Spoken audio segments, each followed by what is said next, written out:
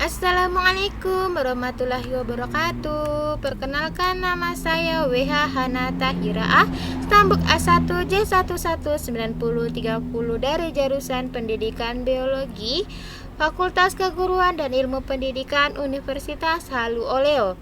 Di sini saya akan menjelaskan mengenai sistem indera untuk memenuhi salah satu tugas dari mata kuliah struktur hewan.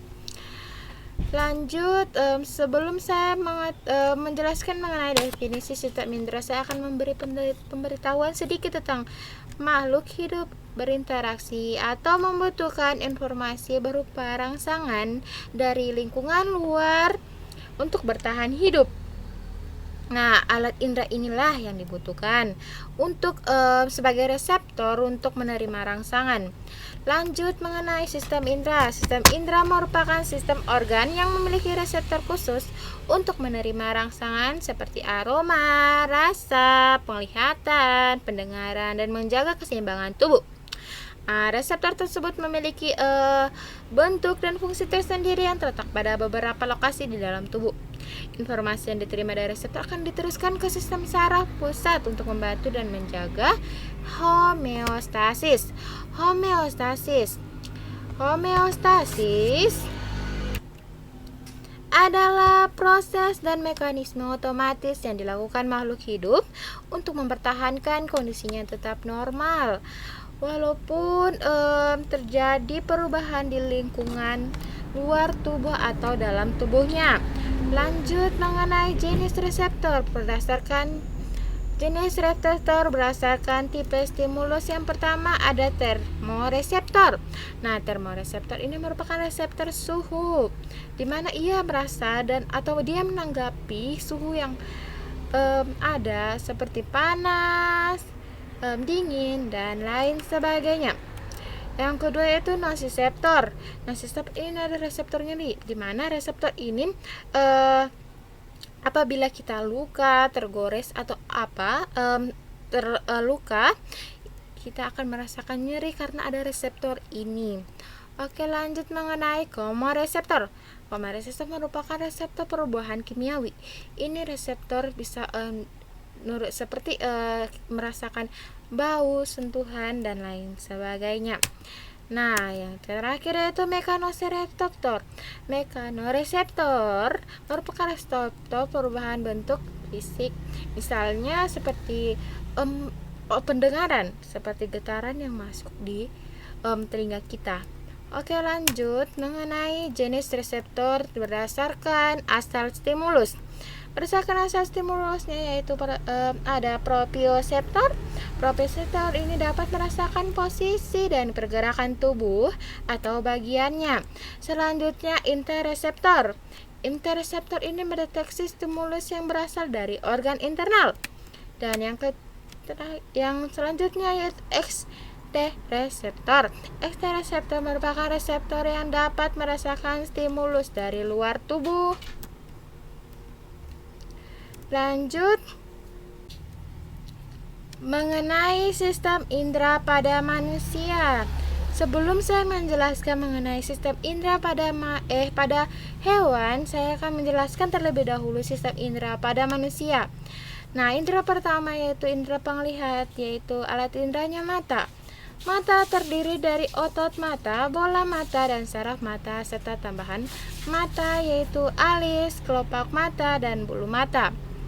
Nah, untuk lebih lanjutnya mengenai organ-organ mata bisa dilihat dari gambar yang telah saya berikan ini. Nah, ini terdapat otot bersilia, ada lensa, ada kornea, pupil, iris, sklera, koroidea, retina, vena, arteri, dan saraf optik menuju otak. Nah, ini juga terdapat aqueous humor. Yang kedua yaitu indera pendengar, yaitu telinga. Indera pendengar ini mendengar adalah kemampuan untuk mendeteksi vibrasi mekanis, getaran yang kita sebut itu seperti suara, yang biasa disebut itu suara. Telinga itu terdiri dari 3 bagian, yaitu telinga bagian luar, telinga tengah, dan telinga dalam. dalam. Nah, telinga bagian luar ini berfungsi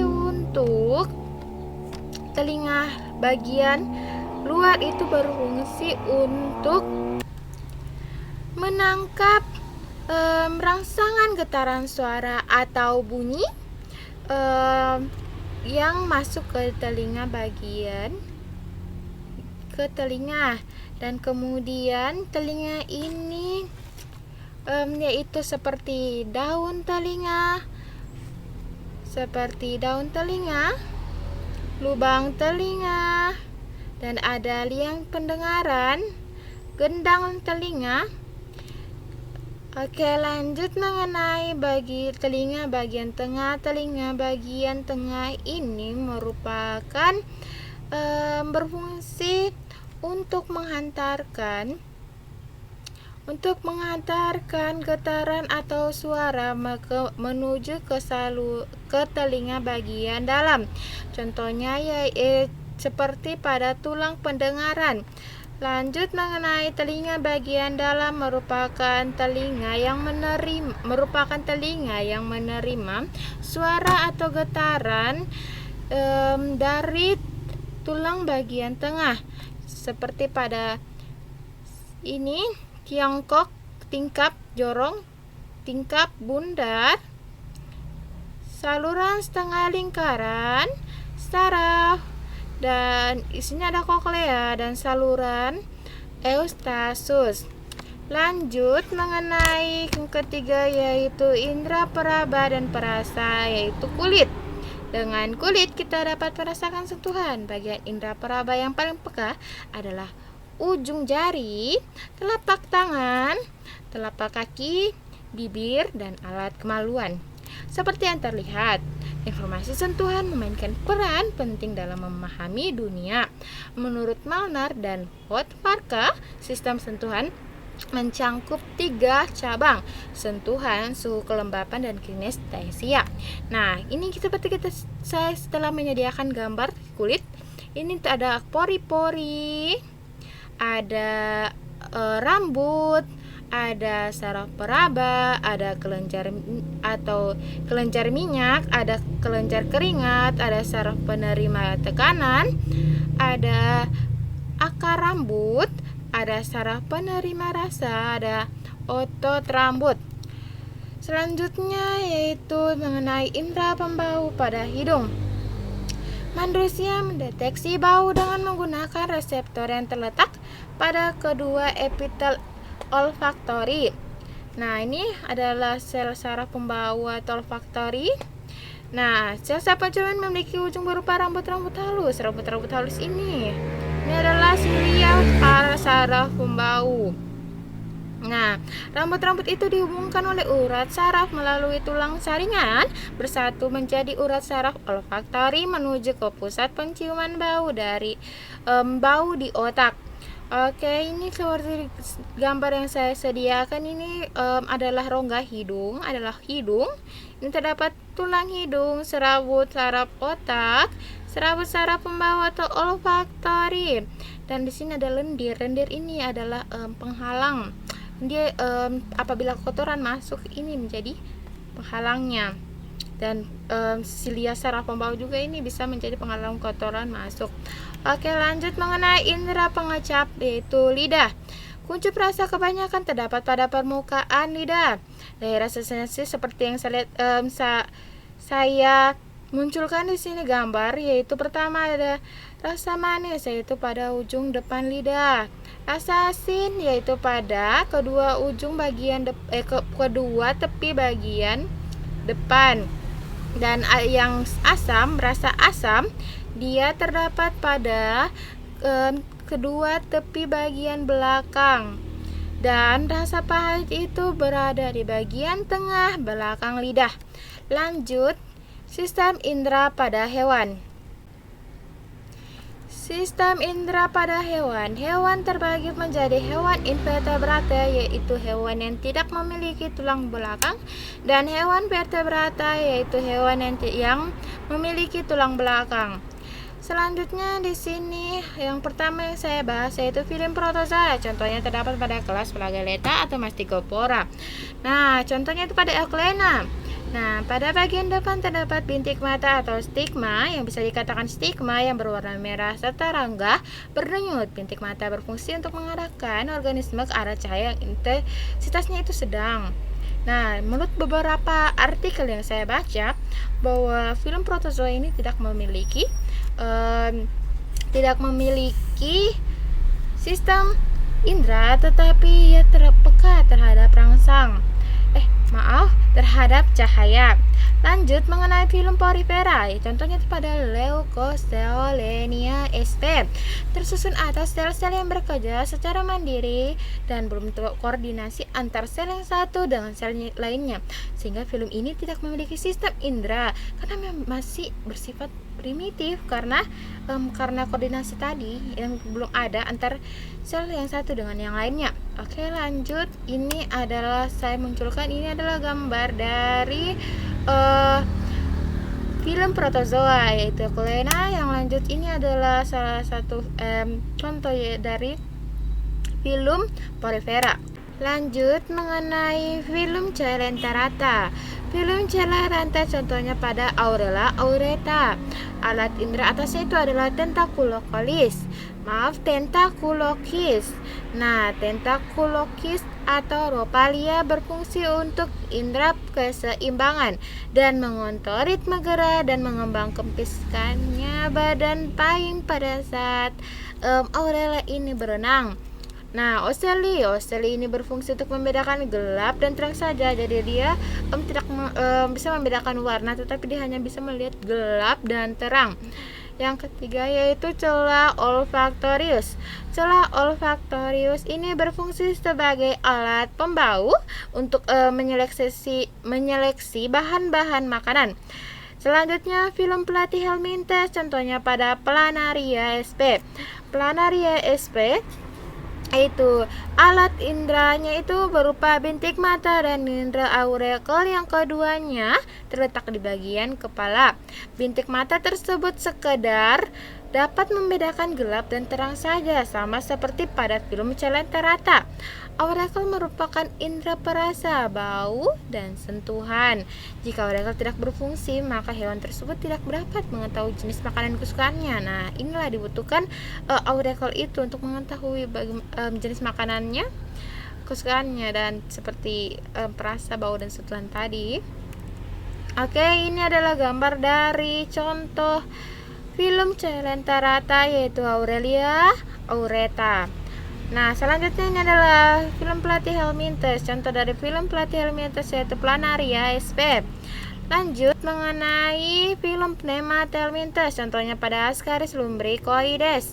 Ascaris lumbricoides memiliki alat indera utama. Film ini adalah papilia, bristel, dan ampit, labial, papillum, dan papilla adalah penonjolan kutikula yang berisi benang syaraf nerve fiber dari sel papilla.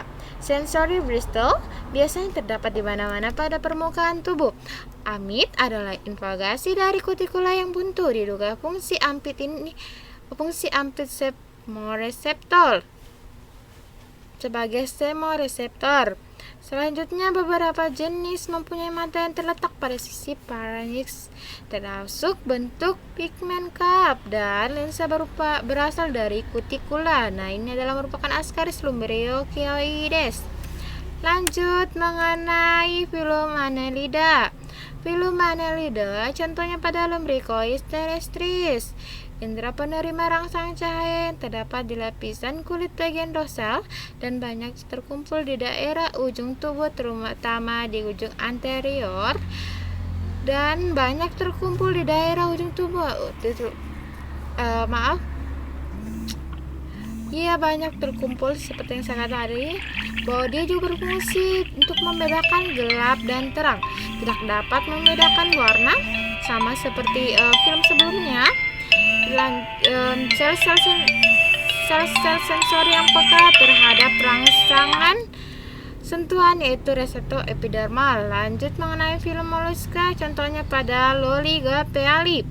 Mata itu perkembangan sangat maju menyerupai mata vertebrata. Alat indera lainnya seperti sepasang statotis terletak di bawah otak, berfungsi sebagai indera keseimbangan dan sepasang indera pembau. Lanjut mengenai, ini adalah gambar dari film Annelida. Ini adalah Lumbis terrestris. Nah, ini adalah contoh dari film moluska. Ya, cumi-cumi. Oke, lanjut. Film arthropoda, contohnya yaitu Julus virgatus. Pada Julus virgatus ini, pada kepala terdapat sepasang antena yang pendek, di mana pada antena tersebut terdapat rambut-rambut yang berfungsi sebagai indera pencium dan sederetan kelenjar bau sebagai alat pertahanan. Selanjutnya yaitu film Echinodormata, contohnya pada Asterias forbesi. Asterias forbesi ini organ sensor terdiri dari bagian taktil atau indera peraba dan terdapat di permukaan tubuh. Bintik mata itu terdapat pada ujung masing-masing lengan dan berfungsi untuk membedakan gelap terang seperti pada beberapa film sebelumnya. Ini adalah Julus virgatus. Ya, seperti kita lihat, ini adalah Julus virgatus atau biasa kita kenal yaitu ulat kaki seribu. Lanjut, ini adalah Asterias forbesi atau contoh dari film Echinodermata. Lanjut mengenal hewan vertebrata. Hewan vertebrata atau hewan yang memiliki tulang belakang. Nah, satu pisces. Pisces ini sering kita kenal dengan ikan-ikanan atau ikan pisces. Ikan memiliki indera penglihatan, vision, pembau, olfaction, pendengar, hearing, perasa, linea lateralis, dan pengecap atau gustation. Nah, indera apa yang berkembang dengan baik pada ikan dapat terlihat pada struktur otak karena otak menciptakan perkembangan indera tersebut. Mata lebar mungkin hanya jelas untuk melihat dekat, tetapi dapat digunakan untuk mendeteksi benda-benda yang bergerak di atas permukaan air dan di darat di dekatnya. Telinga dalam dengan 3 saluran semisirkular dan sebuah otolit untuk keseimbangan. Ikan tidak mempunyai telinga tengah, jadi tidak ada gendang telinga. Oleh sebab itu, vibrasi atau suara diterima dan diteruskan melalui kepala atau tubuh. Garis lateral tubuh mempunyai perluasan di daerah kepala dan berguna untuk mendeteksi perubahan tekanan arus air seperti menghindar dari batu juga contohnya. Nah, oleh sebab itu beberapa ahli berpendapat bahwa telinga tengah pada vertebrati air berasal dari seperti garis lateral. Nah, ini adalah gambar dari pisces, contoh dari pisces.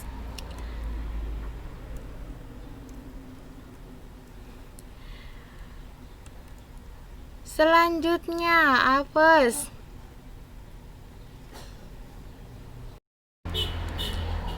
Apes ini adalah contohnya yaitu burung.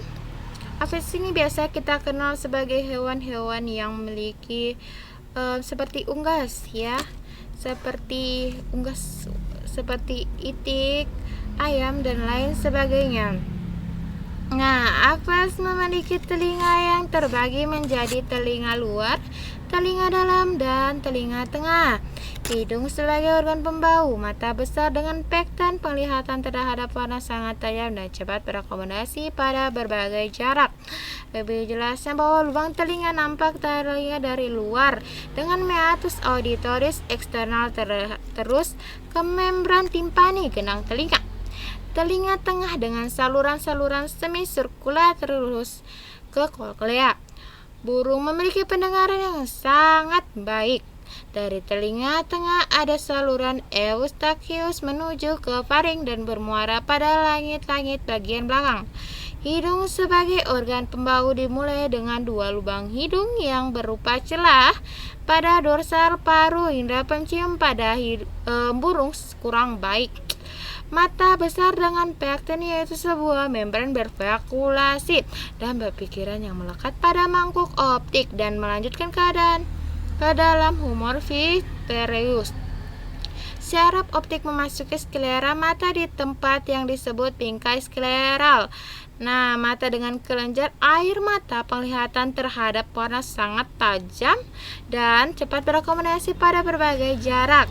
Lanjut mengenai amfibi. Ini adalah merupakan hewan yang hidup di dua dunia ya, seperti gitu, yaitu darat dan air.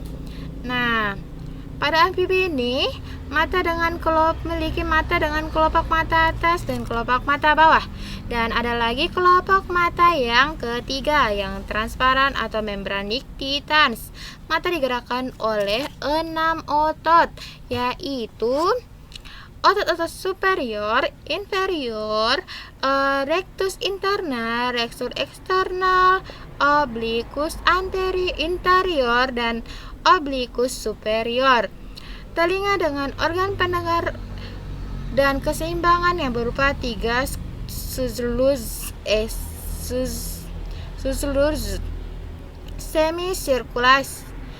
semisirkular, yaitu vertikal anterior, vertikal posterior, dan horizontal.